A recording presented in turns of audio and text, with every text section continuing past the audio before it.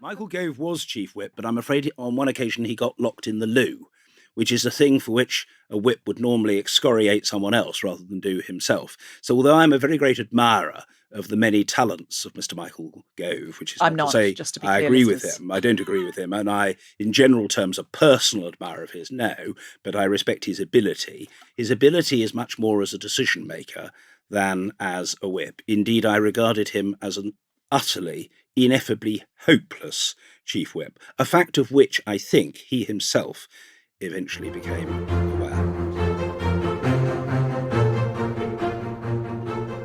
Britain has one of the oldest systems of government in the entire world, but nobody sat down and planned that system. It's composed of numerous bits and pieces cobbled together over hundreds of years as the need arose. I'm John Bercow, and for 10 years I was the Speaker of the House of Commons.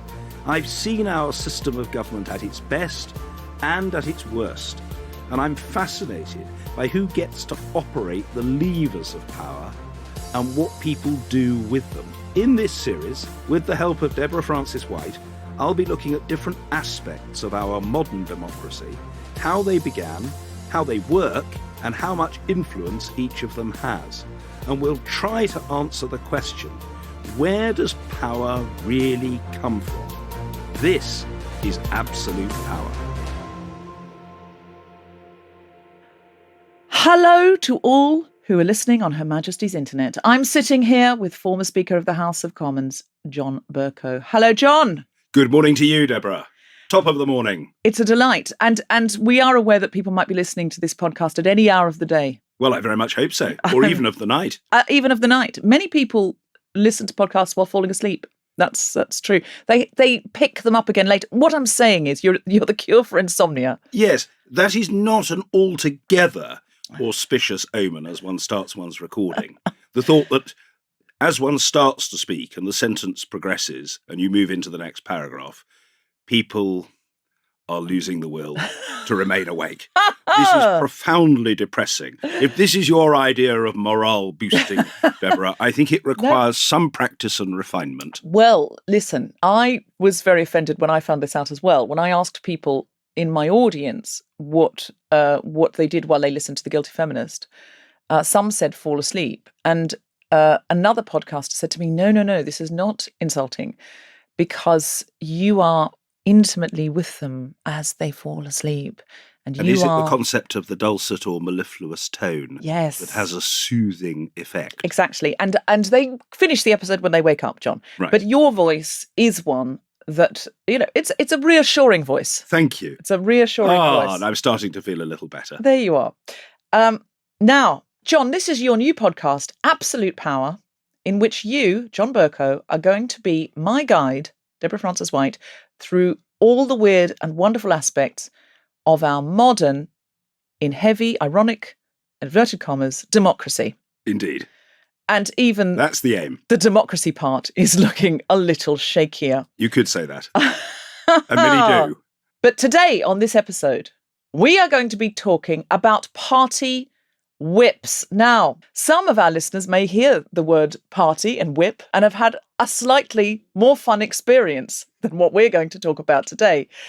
The word whip, it sounds punitive. It sounds archaic. It sounds like it has a touch of the dominatrix about it. Indeed. Whiplash, dangerous. Whipped cream, delightful. So many connotations. John, in politics, what is a party whip? A party whip is an appointed individual responsible for the maintenance of party discipline and the effective organisation of his or her troops. The expression the whip, as now applied to politics and for many decades and longer, is derived from its origins in hunting terminology. The whipper in hunting, and I must emphasise that I don't speak from personal experience of the practice of the sport. Good. We don't want you to get cancelled so early in the series. I'm extremely grateful.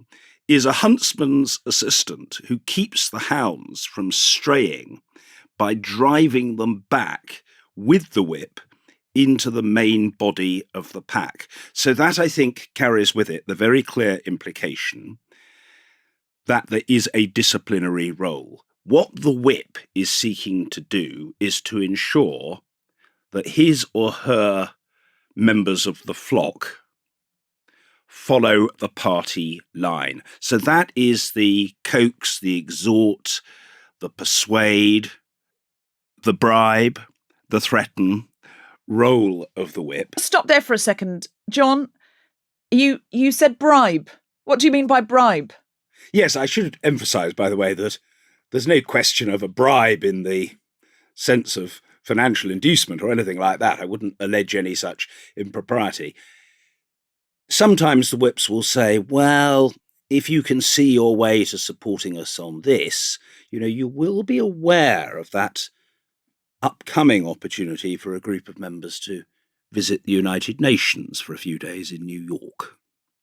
That would be an example. No, or you're going to get a jolly. You can go on some other trip of one description or another. Did they offer you a £200 John Lewis voucher to do your Christmas shopping? No, I was not offered any financial inducement whatsoever. Well, I think a trip to UN, I mean, that is a little bit, isn't it? Like, if I was offered a jolly to, have a fun time, this is just stuff like go and do your Christmas shopping in New York. Or sometimes a member who's got pressures at home of one sort or another, perhaps, the arrival of a new baby or whatever, can be told, well, if you need a bit of time off, we might be able to help. I mean, those sorts of things were not uncommon. If there was maternity and paternity leave, then we wouldn't have this problem. You wouldn't have to be bribed by a whip. But okay, all right, keep going. Each week, members of the parliamentary party, Conservative Party, happened in the Labour Party, happens in the Liberal Democrats, members of the parliamentary party would get a written notification of the following week's business. What's taking place on Monday, Tuesday, Wednesday, Thursday, etc. Something underlined once is what is called a one-line whip, and that means that you are invited to attend, but you are not obliged to do so. Great. So there's no disciplinary sanction if you don't turn up. Okay, so it's number regarded two. as voluntary. Okay, number two. two. Two-line whip is you are encouraged to attend. Two-line whips are comparatively uncommon. It would be smiled upon. It would be smiled upon if you were to and do the Prime Minister or the leader of the opposition, depending on whether your party's in power, would look at you and go, "Oh, you might get a brownie point for earnestness and commitment." A three-line whip is be there or else. Be there and vote our way. There, but vote our way. Be there and don't give a speech about how the opposition is right. Probably fair to say, Deborah, that there are different schools of whipping. So there is the charm school of whipping and there is the thuggish school of whipping. The charm school of whipping goes something like this. Can I say to you, John, the leader of the party thinks you're extraordinarily gifted and you've made such a wonderful and auspicious start to your parliamentary career. He's very struck by the eclectic range of talents that you regularly put on display. And he was saying to me only the other day, I would really very much like to promote him. The difficulty is, I'm afraid, that if you don't feel able to support us in the lobby tonight, that very real prospect of early advance will, I'm afraid, evaporate. It's such a shame because you're such a gifted person and it would be such a pity. This is similar to the kind of language used in the mafia. It is not dissimilar. This is a lovely promotion you've got here coming up. It'd be a shame if something happened to it. Yes, precisely. Well, that undoubtedly is part of the charm school of whipping. There's no question about that. A certain amount of coaxing and cajoling. So that's okay. Exhorting. That's one sort of whip. Accompanied by saying, you're really very able and what a pity it would be. What a shame. If your otherwise very auspicious future were to be abruptly terminated because you didn't do what we're telling you to do.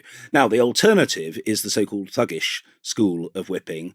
I remember being told by a Conservative member of Parliament who had left the House by the time I was elected of the propensity of a senior whip when he was in the House to seek to intimidate people literally physically into going into the right division lobby. Now, the former MP who told What, me like a this, thug standing at the door? Yes, the No. former MP Stop who it. told me this was quite a big, strong chap himself, but he told me of a senior Conservative member, very, very tall and burly senior Conservative member. Boris Johnson. Who was, no, certainly not Boris Johnson, and no longer with us, who was accustomed to grabbing people and frog marching them towards the division lobby. Now, if I'm really candid with you, I think what I would say is that I would never have been vulnerable to that form of whipping because I'm sufficient of a rebel and inclined to stand up for myself that if somebody sought to brutalize me into doing something that I didn't want to do, it would be profoundly counterproductive.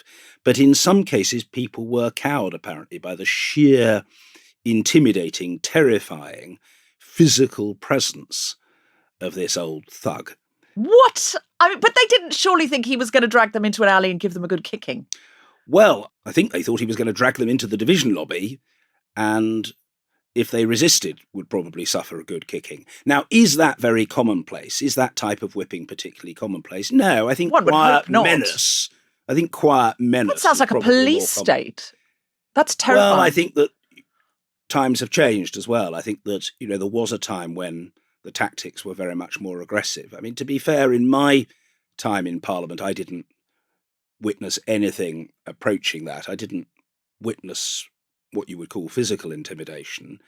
I think in some cases people were browbeaten. I think they were harangued. I think they were bombarded with messages from their whip. I know many people who testified to that and said they were getting heartily sick of being bothered several times a day by a whip who was simply following up, I guess, and saying, well, have you reconsidered? What are you minded to do? Can we be assured of your vote? Do you understand the premium that the Prime Minister attaches to this matter, etc., etc., etc.? Physical intimidation, however, I think is a rarity. I'm pleased to hear it. Now. I'm pleased to hear it.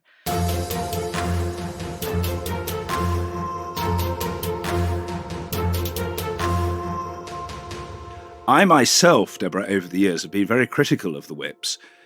And as a Conservative MP, particularly in later years, I had a relationship with my whips characterised by trust and understanding. I didn't trust them, and they didn't understand me. But I should emphasise that in the modern British political system, there is a need for party discipline, for members to recognise that they're not there because of their own unique brilliance, but because they stood under a party banner, and that therefore it is not unreasonable for the whip on behalf of the leadership of the party to look to the member most of the time to vote with the party. That isn't itself, in my view, exceptionable or objectionable. It seems to me to be reasonable. Ultimately, a member has to decide on each issue how strongly he or she feels. The one thing in my experience that the whips abhor is a vacuum. They almost exist, if you will, to acquire, to store, to process, and to decide how to use the intelligence, that is to say, the information they gain from their MPs.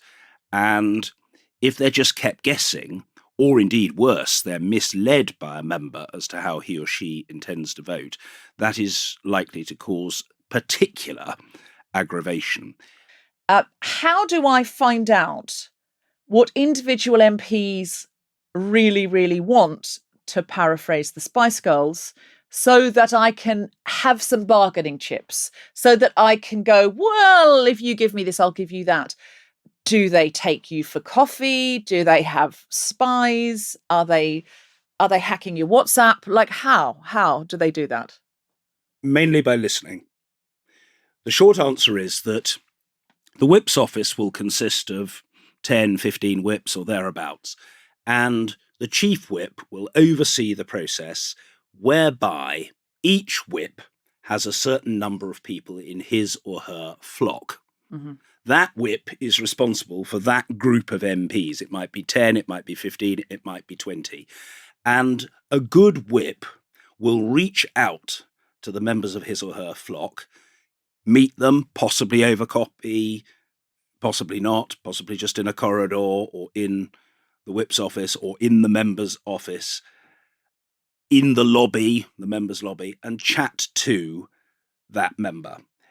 In my later experience, shortly before I became speaker, I rebelled a number of times, not a huge number of times, but I did rebel a number of times. And I thought the best thing to do was just to be upfront and straightforward about it and to tell the chief whip that I was not going to vote with the party that day.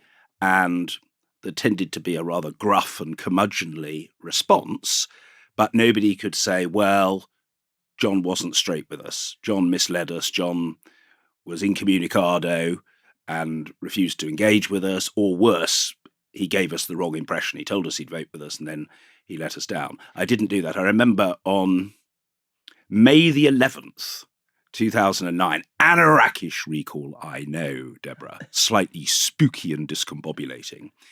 I saw the Conservative Chief Whip, Patrick McLaughlin, going into the tea room, and I knew that I was intending to speak and vote for the Equality Bill introduced by Harriet Harman that day. And it was going to be the second reading debate. And I decided to tell Patrick that that was my intention. And I knew that the party was recommending that the bill be not supported. Because you were at this point an MP, a Conservative MP, and Harriet Harman was suggesting gender equality? It was a whole range of equalities, to be honest. Okay. It was partly a consolidation of existing measures, and it was partly a mechanism to introduce a new public sector equality duty. And so she brought it had a tinge of radicalism to it. It doesn't sound as radical as all that, the idea that people be treated equally in Britain. So Harriet Harman suggests in this bill, more people be treated fairly and equally. And the whip went, John, we're not for equality in the Conservative Party. We would like you to vote against equality. And you said, I'm a man of principle. I'm a big fan of equality. Yes. Screw you.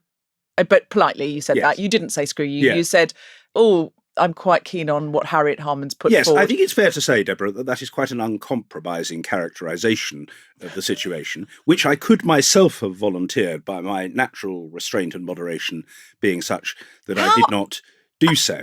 And when I spoke to Patrick McLaughlin at the time, I did say, well, I'm very committed to equality, and I think that this is a good bill. To be fair to him, he said, and it was the Conservative line, that he thought that it was a very bureaucratic bill, that the public sector duty was not going to be deliverable, and that on the whole, there was no need at that stage for new legislation. It tended to be the Conservative attitude to say, well, voluntary arrangements will suffice. We don't need a big, heavy-booted new law. Britain has a long history of voluntary equality.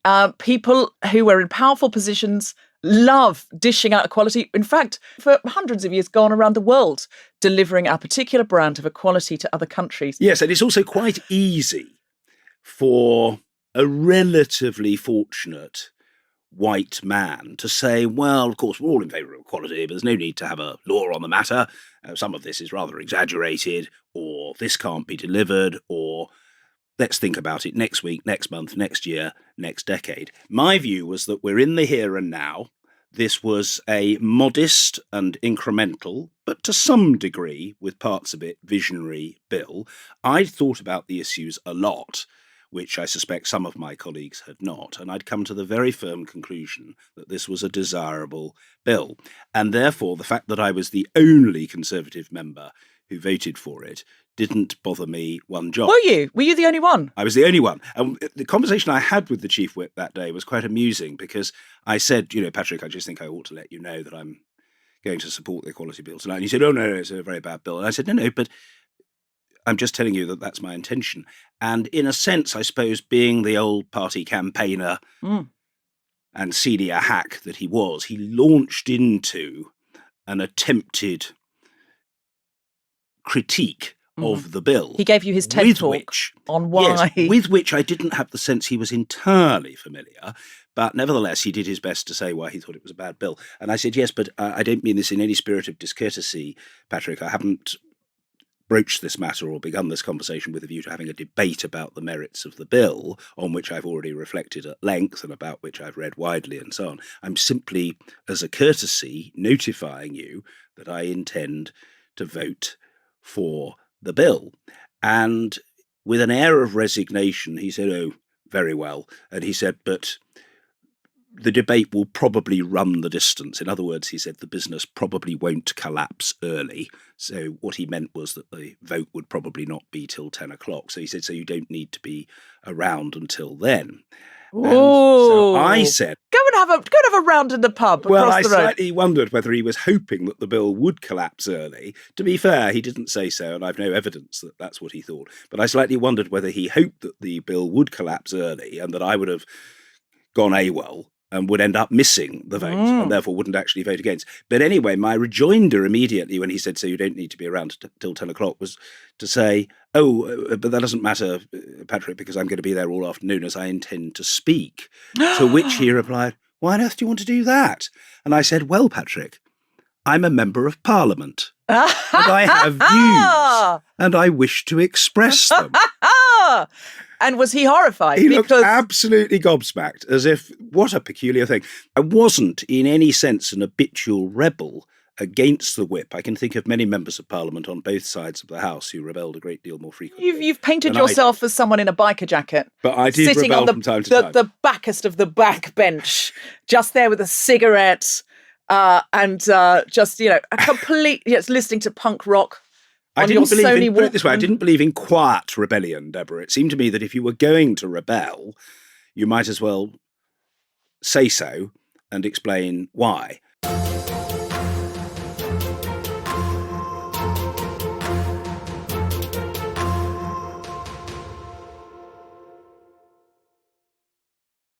How would I become the party whip?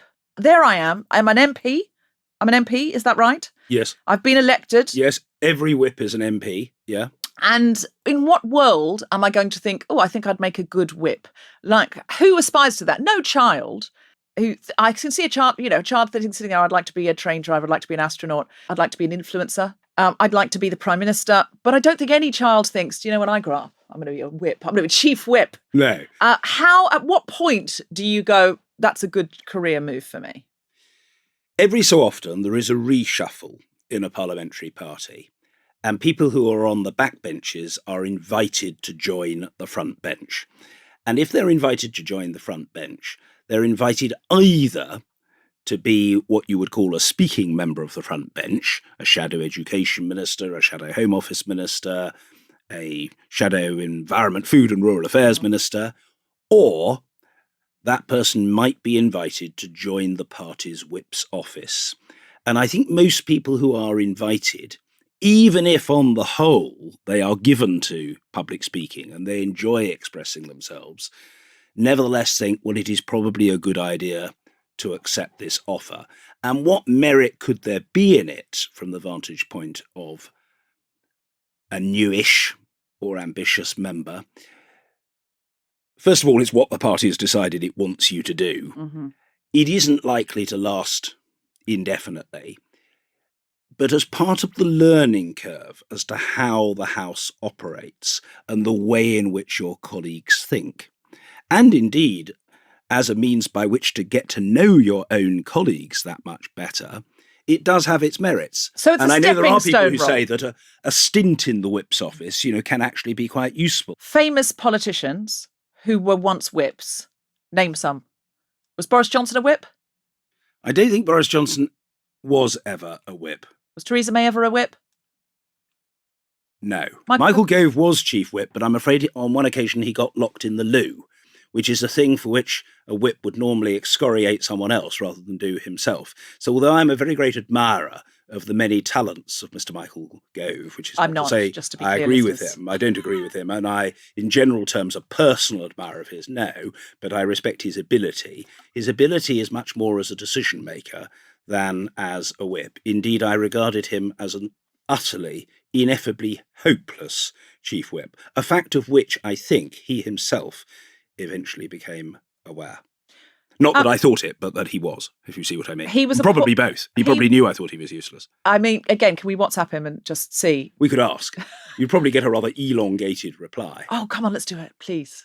Please, let's just text Michael Gove and Which go. may well be prefaced by, I'm extremely grateful to you, Deborah. It's extraordinarily kind and gracious of you to contact me to volunteer your opinions today, to which I shall now reply comprehensively and at length. Is that what I'm going to get back? Probably. Okay. So... Oh, okay. Now, so in a very small number of cases, and it is a small number of cases, people who go into the whip's office thrive, they love it. They just love whipping. And they decide that they're very happy to stay in the whip's office, and either they give the impression that they would like to climb up the whip's ranks, or the chief whip thinks this person is particularly good at whipping and going therefore around should and be intimidating earmarked people for a higher ranking within the hierarchy, because there is a whip's hierarchy. There are some very junior whips who are usually called assistant whips. But in case you're thinking, well, what's the attraction? You're just incarcerated within the office. You're not allowed to speak. You just sit listening to people droning you on. Presumably you can have never to exhort, vote cajole and threaten people to turn party. up. You can never vote against the party because you're a member of the front bench. You're a whip. You've got to do what the party line decrees, whether you agree with it. What's the attraction? It's part of the promotion process, and it's part of the parliamentary and colleague familiarisation process. Does the whole front bench have to vote with the government every time? The whole government front bench, what is called the payroll vote, has to vote with the government. What if they just couldn't? What if they said, this is fascist, I just can't do it? They'd have to resign as minister, and that sometimes happens. If a member of the government front bench disagrees with the party and wishes to be public about it, he or she absolutely has to resign from the front bench. No question about it. There are instances in which a member who's not keen on something but is a valued member of the government is accommodated. I remember a Conservative member who's no longer with us once told me that when he was a minister, there was something that particularly irked him, and he said so privately. And he was given leave to be on a ministerial visit so that he didn't have to vote for that particular policy. Christmas again. But Christmas that is June. quite rare. I mean, does that happen all the time? Is that sort of a regular accommodation? No, because of course, if it were, people would constantly say, well, of course, in general terms, as a member of the government, I support the government, but I don't want to have to vote for this or for that or for the other. So those accommodations So you could are exceptions. abstain if you felt very strongly. Well, probably not even abstain, certainly not abstain in a knowing and public way. You would be accommodated. You would be told, well, look, go on a visit somewhere, and that's your reason for being absent. Right. So we will send you somewhere. Are you able to say, I have abstained No. on a government vote? Absolutely not. That would be regarded as an unpardonable sin. Can I say, I find the whole thing pernicious that people now, I understand the history of people needing to turn up to vote. I understand the history of that. But given we now have, I don't know, email, I'm going to suggest that my MP not being able to vote because he's on a jaunt to Manchester, or he's doing something, or he's at the UN or something. What is that? No, everyone should vote on everything. That's the idea that you can be away and miss the vote. Deborah, you and I are progressives alike. We would dance round the mulberry bush in joyous appreciation of the merits of electronic voting. For my own part, I celebrated the idea of electronic voting, but the House is quite a small C Conservative institution. And although there's always been a sizable minority of people, and I think it will grow with the inception of new intakes and younger members, young people who want to vote electronically, there's a very large number of people who still value what I regard as this long-winded, wasteful and anachronistic method of voting called going through the division lobby and taking 15 minutes over the matter. That, to me, is not a very profitable... When Gen Z are MPs, they will be able to vote on Snapchat. Just putting that out there. TikTok voting. They're going to be able to do a dance, which implies which way they're going to vote. Do you think I would make a good whip, John? I don't want to sadden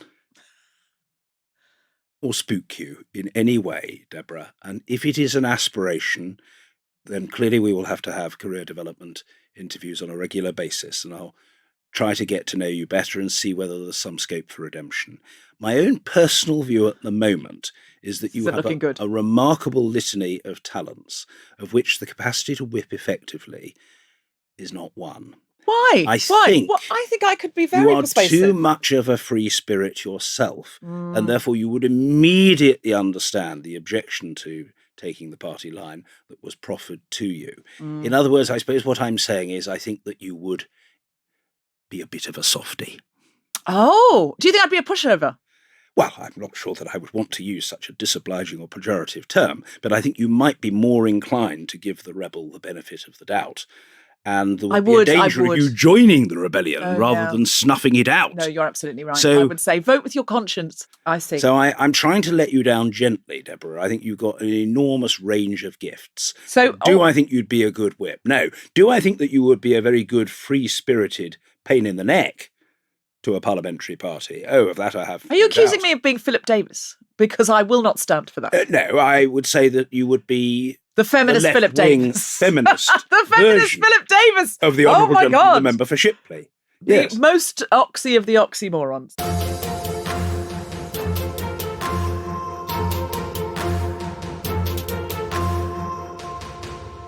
At Gramsci the cat asks, do they have actual whips? I didn't witness any, that is to say, I didn't see any or feel any at any stage, but I do recall the one-time Labour chief whip, who's now a distinguished and illustrious deputy speaker, Rosie Winterton, telling me that I think she'd got, if memory serves me correctly, a portrait on her wall of somebody holding a whip. In fact, so she'd had it painted of herself holding a whip. I mean, that's an intimidating somebody thing. With a whip in hand, and it was almost a self-tease, if you will. But did I myself otherwise witness whips being disported? As Still worse, used? If I were a whip, I would go and have a long photography session in a studio where I would dress like a dominatrix, like a sort of Catwoman dominatrix, and I would have lots of different poses, and then I would display a large, like life-size portrait behind my desk. Yes. I feel that's all I'd need then. Yes. And it would sort of add a frisson. It would add a frisson, and it may considerably contribute to your feeling of imperious power. The trouble is that natural empathy with the underdog and that understanding of the dissident point of view, that tendency to see it from his or her point of view as rebel, would keep getting in the way, Deborah. So that physical image might sustain you in your role as chief whip for a short period. But ultimately, I've got an awful feeling you'd not only not discourage the breach of the whip, you might even commit the ultimate sin as chief whip of rebelling yourself, and then your career as chief whip and all the physical appurtenances of office and the portrait and so on would almost literally go up in smoke. That would be a sad demise. I think it makes a great film. And you could write a book about it. Yeah. How does knowing about the whip help somebody who is a grassroots activist or someone who wants to get more involved in democracy? Knowledge of the whip isn't that widespread, I would say, at the grassroots level, because it is very much a parliamentary phenomenon. If I were to muse on the matter for a moment, I suppose I would say that the subject of the whip will tend to occur to someone who, having seen publicity about a controversial vote, is minded to contact the local member of parliament, either to press the claims of loyal adherence to the party line, or perhaps more likely to say, please be bold, please be brave, please be different. Please stand up for what you believe and what I believe, and don't go along with this. Did anyone contact you when you voted for gay couples being able to adopt children, which was against the whip, unbelievably, of your constituents contact you and say, could you please vote for this? I got a few approaches afterwards. There wasn't much discussion about it beforehand, because I don't think there was any great awareness of the imminent vote, so far as my constituents were concerned. But I got a few approaches afterwards, and it was on a very small scale, and it was a mixture. I got several saying, what a disgrace, you haven't done the right thing, Oh. You have I was got imagining the fan wrong mail. You've got stance hate on mail. the issue, and you've been disloyal to the leader as well. So Is this plague on both your houses, so to speak. This was a bill saying that gay people should be allowed to That adopt gay children? couples should be allowed jointly to adopt children. Okay. And not just gay couples, but heterosexual, unmarried couples. And Was this when Labour was in power? This was in 2002, when Labour was still in power, and the Conservative members of Parliament were instructed to vote against that provision. And I decided to resign from the Shadow Cabinet and to speak in the debate and to vote in favour of the right of gay because you had to couples because jointly you to were a adopt, and minister at this heterosexual, unmarried point. couples as well. I was a shadow minister at the time. I stood back from the front bench. I resigned and said I was going to follow my own conscience. So I got some critical letters from people saying either you're wrong on the issue or you've been disloyal, or both. But I did get a sprinkling of letters from people around the country saying, well done you. You've taken a progressive stance. You're right. It's always easy to be the person who just says me too and goes with the flow and does what the crowd stipulates. And you've actually been bold and you've stood up for yourself. The numbers involved tend to be relatively small. In other words, if you're asking me, did I get a huge volley of correspondence on the subject? No. And you can't please everybody. And I remember actually that when on a free vote on the age of consent a couple of years earlier, I voted for an equal age of consent, that I got a flurry of hostile letters from people who, I have to say, were deeply homophobic. So, finally, John, where would you put the whip in terms of influence in British politics? Where do they sit on the scale from basically irrelevant to absolute power? I would say that they are somewhere between 70 and 80% effective in getting their way. But at the risk of providing a rather serious answer to your question, it is a matter of recorded fact that the incidence of intra-party rebellion against the whip is much greater now than it was decades ago. In other words, you sometimes hear people say, well, of course, in the good old days, in the golden era, you had these wonderful, free-thinking, independent-minded members of Parliament, usually of private means, who weren't influenced by considerations of ambition or even particularly of party loyalty, but were motivated by a desire only to do the right thing and to speak and vote as their judgment decreed. That, frankly, is a myth. There was an era in which there were huge numbers of independently wealthy MPs who weren't particularly ambitious, but A, a lot of the time they didn't turn up, and B, when they did, they overwhelmingly voted with the party. The evidence also is that in the 1950s, there were whole sessions of Parliament in which nobody voted against the whip. And the reality is that since the 70s, the incidence of rebellion against the whip has greatly increased. New MPs, thinking for themselves, doing as they willed, ignoring the instructions of their elders and betters. Perish the thought, but they did. You have been listening to Absolute Power with me, Deborah Frances-White. And me, John Burko. Recording facilities were provided by Spiritland, and the music was by Hannah Ledwidge. The producers for The Spontaneity Shop were Ned Sedgwick and Tom Zielinski. Absolute Power is part of the Acast Creator Network and the House of the Guilty Feminist. For more information about this and other episodes, visit absolutepowerpodcast.com.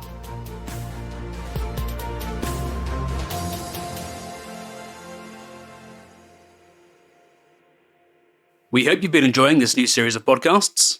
We're going to take a couple of weeks off over Christmas, but Deborah and John will be back with more Absolute Power in the new year. See you then, and thanks for listening.